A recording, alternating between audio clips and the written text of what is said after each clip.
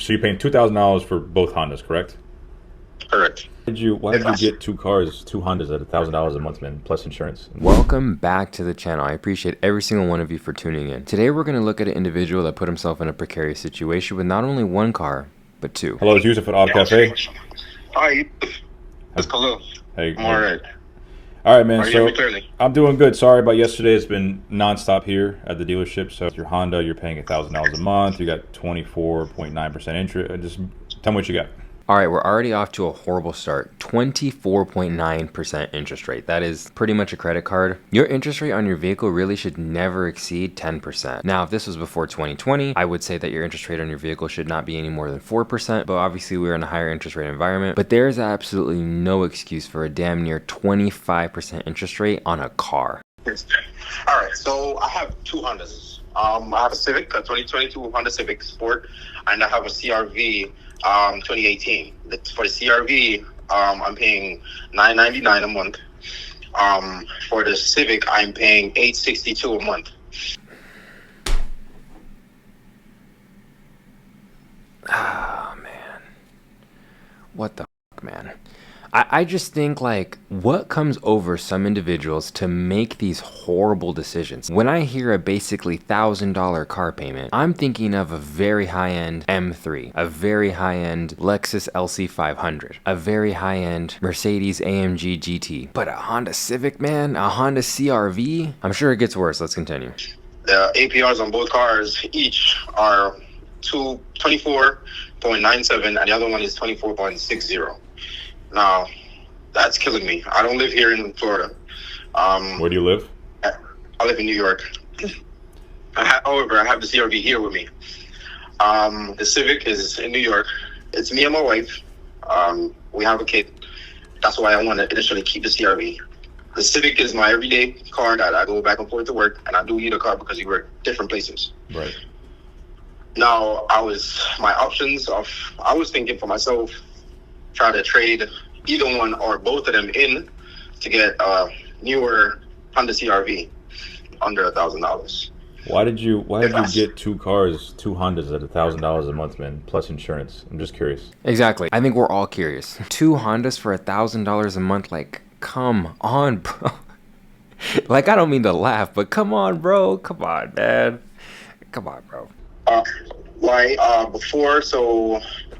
Before I was bouncing around with old cars like Hoopties that was breaking down on me, and it was costing me even more just getting up to work and then going out. I can't start my car. I can't make it to work today. So we literally had no cars, no way to get to work, and I only had $1,000 in my account, and I literally just went to the dealership with $1,000. I hear you. That's why I ended up with that. I got you. But look, you see how, like, hindsight right now, this wasn't the smartest move. And I'm not blaming you for the move you make, Right. but the problem is now is you have such a high interest rate, 25% interest rate. You're What the fuck kind of excuse is that? So because you had two old hoopties and they were breaking down on you supposedly, you decide to go out and get $1,000 car payments at 25% interest rates? What the hell is that about? I'm only like 30 seconds into thinking of potential solutions, and I've already come up with 10 better ideas than what he's done here. Do I need to pull up the market again? I need to pull up the market again. All right, so what we're gonna do here is we're gonna look at alternatives to what this man did so that he could have a reliable vehicle to get to work every single day. Now, as you can see here, we're looking at Honda Civics to keep it in the Honda family under $16,000. I also filtered out any vehicles that have over 60,000 miles, any vehicles that aren't a clean title, that have any sort of theft history, salvage title, rebuilt, lemon, anything like that. These are all clean title. They all have under 55,000 miles, and they're 2010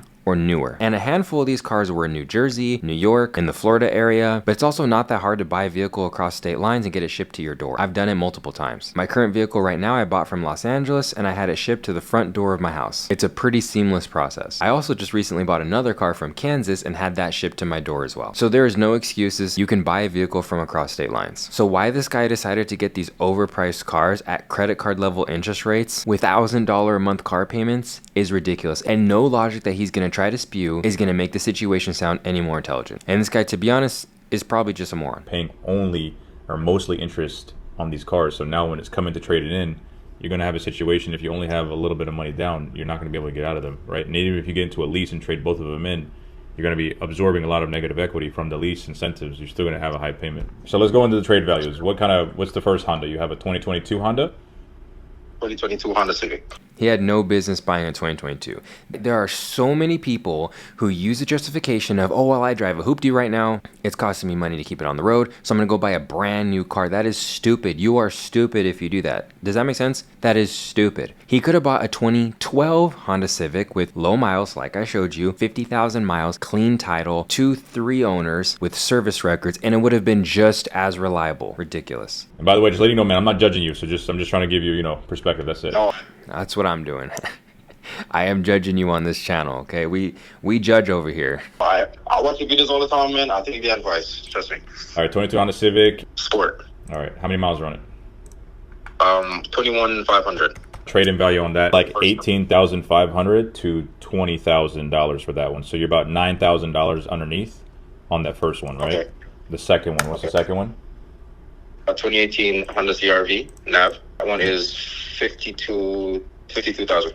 Oh my gosh, bro. Oh man. What the hell is that about? Why the hell did you buy a $52,000 Honda? What the hell? Oh my gosh, bro. Holy. In what world does it make sense to go from a hoopty to a damn near $60,000 vehicle? Like you're getting into expensive car territory. You're getting into expensive car territory. This is exactly what I mean. People use the excuse of, well, I need a reliable piece of transportation to get to work, and right now I'm driving a hoopty and it costs me more to keep it on the road than to just buy a new car. Bull.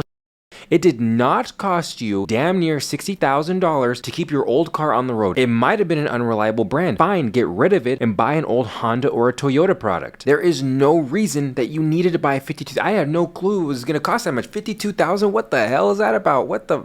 Oh my gosh, bro. Holy. CR-V all-wheel drive or front-wheel drive? All-wheel drive. And how much do you own that one? That one I owe 31. You're $11,000 underneath. So right now you're about $20,000 underneath on both these Honda vehicles. How much money do you have saved up as a down payment? As a down payment to give, I have like about 2,000. Yeah, man. What's your credit score? My credit score is 580. The Equifax is 640. Okay, 640. So listen, 580 credit score, 24% interest, $20,000 in negative equity. It's not a good recipe to start out to try to get out of these two vehicles.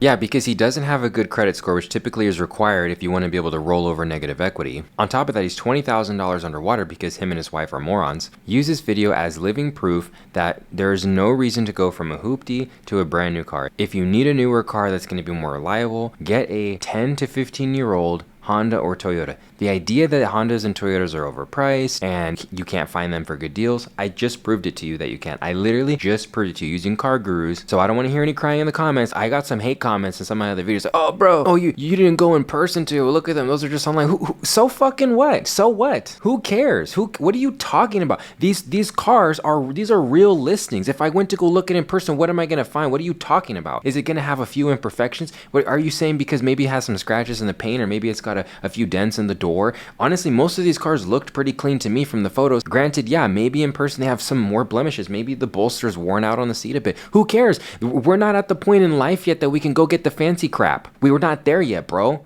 Like, shut the fuck up. And what's crazy is the overwhelming majority of my comments are positive. I love all of you guys. You guys flood my videos with positive comments. Thank you. From the bottom of my heart, I appreciate it. I appreciate that you guys are waiting for my new uploads. I appreciate that you guys enjoy the content. I appreciate all the likes and the fact that we're growing very fast. I love all of you guys. But for the few haters that cry in the comments for stupid reasons like that, like, bro, just quit being a window licking. Holy man. What I would suggest doing to refinance, unfortunately, you're going to have to put money down. Again, when you refinance a vehicle, the bank's going to look at the loan to value. So they look at the value of the asset and then what they can loan on it. So, credit is bad. And again, this is not judging you. You don't have a lot of money down. It's just you just have to rock with these or consolidate one, put one on Turo, try to rent one out. How much money do you make a month? Average about 6.5. How much is your insurance? My insurance, so my wife pays that. I think it's about, for both cars, about 500. 500. So you're paying $2,500 a month just for vehicles, and you make $6,000 a month. You have $2,000 saved up. And again, listen, everybody's going through something. Everybody got bills and whatnot. You're right. You did what you had to do for your family to go to work and whatnot. I get it. Look, we all make mistakes. I am not going to sit up here and act like I've never made mistakes. I have made more mistakes probably than most people. And that's probably the reason why I've gotten to where I've gotten to in life, is because I've not been willing to fail. I have failed over and over and over and over and over again until I found something that worked. But guys, yeah, like if you need a vehicle, that's not an excuse to go buy the brand new car. Just get something 10, 15 years old, Honda, Toyota product. You can find a good one. You can also buy across the country. Shipping will typically cost about, I think I paid for both of my shipping, I paid to ship my car from LA, I paid about $1,400 in shipping for that one, and I paid $1,200 in shipping for the other vehicle that I just bought recently. And the reason I didn't buy local is because they're very rare high-end cars, and I decided that I wanted to get the exact spec I was looking for, so I had to open up my search to Nationwide. Now, that was a depressing one, but let's go ahead and segue into today's irrelevant video. Today's irrelevant video is dedicated to those men out there still in the dating pool. I feel your pain. Hey, do you want to hang out this weekend? No, I can't. I'm going to a rave with my friends. Oh, wait, how often do you go to raves? Not that much, just like every weekend. Hey, what's this? Oh, this is my outfit for this Saturday. What? This is your outfit for Saturday? Yeah. What, this is a scrunchie. Are we dead right now? So which friends are you going with? Oh, just my homegirls. Do they have boyfriends? Yeah, but they be cheating. What? I don't even know why girls be going to these things. Like, you're too short. How are you even gonna see the stage? Oh, don't worry. I'll just get on a guy's shoulders. You're gonna get on another guy's shoulder? Yeah? Yo, what the? Wait, don't worry. I won't drink that much. I don't want to cheat on you. You're just being too insecure. Just let me have fun. No, we're done, bro. What? We're done. Oh man, bro. Gosh, man. Yo, single fellas in the comments, you guys know this is accurate, right? I don't know who needs to hear this and isn't already privy to modern dating, but don't date rave girls, bro. Come on, man. Don't date rave girls. That's like the worst archetype of girl to date, to take seriously. Come on, bro. Oh my gosh. Alright guys, that's going to do it for today's video. I hope we learned something today. A good skill to learn is how to compare and contrast car prices around the country and how to find the best deals. Honda and Toyota products will always be your best friend. Use a wide radius so that way you have a good pool of vehicles to choose from. Clean title, service records, decently low mileage, and you're going to be fine. There's no reason to buy a brand new car. That is just an excuse people tell themselves because they just feel like buying a brand new car. It's that simple. The whole it's more expensive to keep my old car on the road than buying a brand new one is complete horse crap. It's false. It's not true. It's just an excuse that Americans tell themselves so they can go be consumers. That's it, man. It's that simple. It's like saying, oh, my old phone, it costs more to have this old phone because the battery life isn't as good, and you know what, I have to keep charging it, so that's extra power from my house, and so I'm pulling more power from my house, so I'm better off just buying the new iPhone 17. Duh, like I don't need like I can't have an iPhone 14 anymore because my battery's not as good, so if I buy the new iPhone 17 Pro Max, then I'll save money because I want to charge it as much. That's how silly that sounds. That's how silly it sounds. Anyways, all right, I'm gonna end the video right here, guys. I hope you enjoyed. Thank you so much for watching. Remember, the best time to invest was yesterday. Second best time is today. The time is always right to do what is right. Peace out.